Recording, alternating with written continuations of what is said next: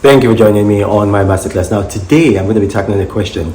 A subscriber of mine named Ifenyo, she asked a question about fixed deposits, what they call in America certificates of deposit, and she wanted to know if it was a good idea. And here's the thing, putting your money in banks is the worst thing that you can do. I know it sounds counterintuitive to what is the mainstream knowledge, but it is the silliest thing that you can do. And I mean, you can have confidence in me. I've got a master's from England in international banking and financial law, so I know what I'm talking about. Every bank in the whole world, it all boils down to what Joseph started in Genesis chapter 47. If you read Genesis chapter 47, if you start from verse 14, you see that Moses, or rather Joseph, gathered all the money in Egypt, and then put it in the storehouse for Pharaoh. And eventually all the money belonged to Pharaoh, and then the land of the people, and eventually the people themselves. Look, when you put money in the bank, when you deposit money in the bank, that word deposit, it is actually a false term. If you get the agreements that they make you sign in the bank, and if you pour through it, actually you're not depositing money into a bank, you're actually loaning money into a bank.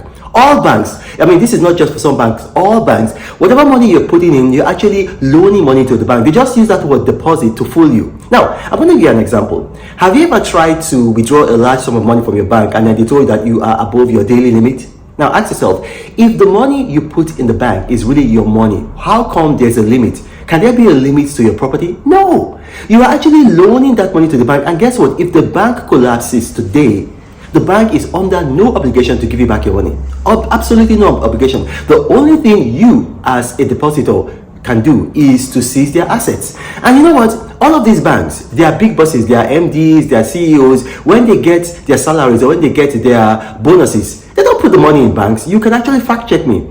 They might give them a bonus of like maybe $50 million. They take the money, they go and invest somewhere, or they buy real estate. They never put their own money in banks. Now, if banks were so good, why would they do that? Let me tell you, if you put your money in the bank, like Silicon Valley Bank that just collapsed, and the bank collapses, your money is gone. The only thing that you can do, maybe the government will have a deposit insurance scheme, and then you can get some little money, not your whole money, maybe just some little money just to put you, in a good mood. That is the truth. And look, don't take my word for it. I've worked in a bank, I've got a master's in international banking and finance law, but assume I'm lying and go and research this. You see, the Templars was a secret society. They went to Jerusalem for the crusade. It was while they were in Jerusalem that they found all of these papers that how Joseph started the financial system. And that's when they began the first modern bank. It was in Jerusalem, the Templars. So all of this goes back to biblical times. So listen, do not put money in banks. And you're going to ask me, what do you do with your money? Invest your money. What do banks do with your money? Banks put your money, most banks are going to put your money on the S&P 500. The S&P 500 is just an index for a mutual fund. So there's several mutual funds. You got the S&P 500, you got the Wilshire 5000, you got the Russell 2000, you got the 14100. Put your money in a mutual fund. If you take the S&P 500, for example, year to year, it has given about over 25%, return on your investment. So that means if you invested about $100,000, in a year's time, you'd have paid about $25,000. So it's one of the best investments that you can do. Or you can put your money in a real estate investment trust. Or you can put your money in an ETF. Vanguard ETFs are the best. So you can put your money in the Vanguard, OO, that they call it VOO. Or you can put your money in the Vanguard Fidelity Index, which is called the VFIX. But do not put your money down. There are several things that you can do. If you are very unimaginative and you don't know what to put your money in, just put your money in real estate. Buy a property, put your money in real estate.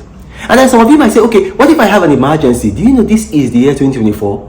If you put your money on the S&P 500 and you have an emergency, you can get all or some or most of your money within an hour. You can liquidate your money. So your money is safe. Stop putting your money in banks. If you do not know how to make these investments, subscribe to me on the X platform.